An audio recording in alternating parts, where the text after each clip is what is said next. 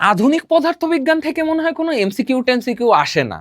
পিছনের একটা চ্যাপ্টার কিভাবেই বা আসবে। হ্যাঁ, তোমার এই ধারণাটা বাদ দাও। এখানের থেকে অনেক গুরুত্বপূর্ণ এমসিকিউ বহুবার বোর্ডে এসেছে।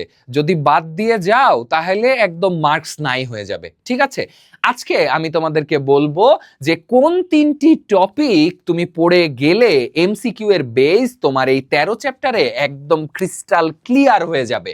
তো চলো দেখে নি আজকে সেই ম্যাজিক তিনটা স্টেপ, যেই ম্যাজিক করলে তুমি পদার্থবিজ্ঞানের 13 অধ্যায়ের এমসিকিউ এর বস হয়ে যাবা। প্রথমে যেটা রয়েছে, আলফা বিটা গামা রশ্মির যে বৈশিষ্ট্য, কার ভেদন ক্ষমতা বেশি, কে সবচেয়ে ভারী, এই ধরনের যেইগুলি আছে এগুলি কিন্তু বহুপদী সমাপ্তি সূচকের জন্য কিছু সুপারস্টার এমসিকিউ। ঠিক আছে, যেগুলি কি আলফা বিটা গামা রশ্মির বৈশিষ্ট্য নিয়ে বলবে। তুমি নেগলেক্ট করার কারণে তুমি অনেক বেশি টাইম দাও কোথায়, কাজ ক্ষমতা শক্তিতে, তুমি অনেক বেশি টাইম দাও কোথায়, গতিতে, তুমি অনেক বেশি টাইম দাও চলতরিত স্থির তরিতে, কিন্তু এই জিনিসগুলো তোমার মিস করে দেয় এবং এগুলি তোমার এ প্লাস পাওয়ার অন্তরায় হয়ে যায় এক সময়। সো এগুলি তোমাকে মাথায় রাখতে হবে, তুমি নোট করে ফেলবা, নোট করে সুন্দর করে এমসিকিউ গুলি গুছিয়ে রাখবা। তারপরে যেটি আছে, তেজস্ক্রিয় আইসোটোপের ব্যবহার, ক্যান্সারে কোবাল্ট 60, থাইরয়েডে আয়োডিন 131, এই যে এইগুলি, এই আইসোটোপগুলির নাম তোমাকে জানতে হবে।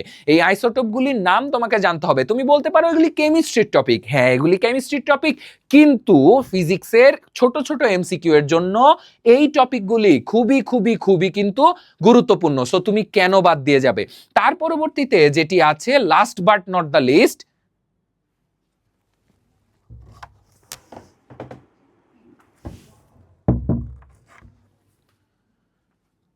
তারপরে যেটি আছে last but not the least, সেটি হচ্ছে লজিক গেট। তোমরা এখন এর মাহাত্ম্য বুঝছো না, কিন্তু যখন ইন্টারে উঠবা আইসিটিতে কিছুটা মাহাত্ম্য বুঝবা, কিন্তু পরবর্তীতে যদি ইঞ্জিনিয়ারিং করো তখন আরো ভালো বুঝবা যে লজিক গেট আসলে কতটা কার্যকরী একটা জিনিস।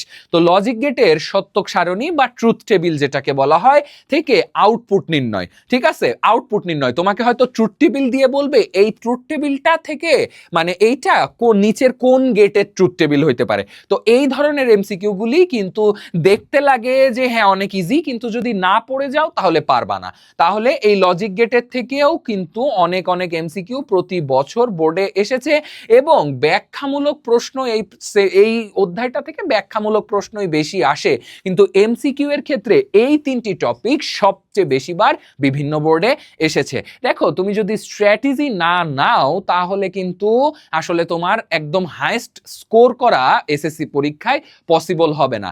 কারণ যারা ভালো স্টুডেন্ট বা যারা ভালো করতে চায় তাদের জন্য একটা সঠিক গাইডলাইনের কিন্তু সবসময়ই প্রয়োজন হয়। আমি তোমার হয়ে পরীক্ষা দিয়ে আসবো না ঠিকই, কিন্তু আমি তোমাকে দেখিয়ে দিতে পারি কি করলে তুমি ভালো দিতে পারবা তোমার পরীক্ষাটা। আমরা কিন্তু ক্লাস 12 থেকে ঠিক এইভাবেই স্ট্র্যাটেজিক্যাল ওয়েতে, স্মার্ট ওয়েতে কিভাবে সর্বোচ্চ রেজাল্টটা বের করে আনা যায় সেই চেষ্টাই করে যাচ্ছি, এবং আমাদের FRMB ফাইনাল রিভিশন মাস্টার ব্যাচেও কিন্তু স্টুডেন্টরা ঠিক এইভাবেই পড়াশোনা করছে এবং করে যাবে। তুমি আর কেন দেরি করছো? আজই এনরোল করে ফেলো যাতে তোমার স্ট্র্যাটেজিও পাকাপোক্ত হয়ে ওঠে। তো এনরোল সম্পর্কিত তথ্য জানতে তুমি যোগাযোগ করতে পারো 01830302122 নাম্বারে, কিংবা চাইলে তুমি ফেসবুক মেসেঞ্জারেও আমাদেরকে নক করে এনরোল করে ফেলতে পারো আমাদের কোর্সগুলিতে। তো দেখা হচ্ছে ক্লাসে, ততদিন পর্যন্ত তোমরা সবাই ভালো থাকো, সুস্থ থাকো এবং অবশ্যই অবশ্যই ক্লাস বেলের সাথেই থাকো। তোমাদের সকলের জন্য শুভকামনা। আজকের ভিডিওটি এই পর্যন্তই। আসসালামু আলাইকুম।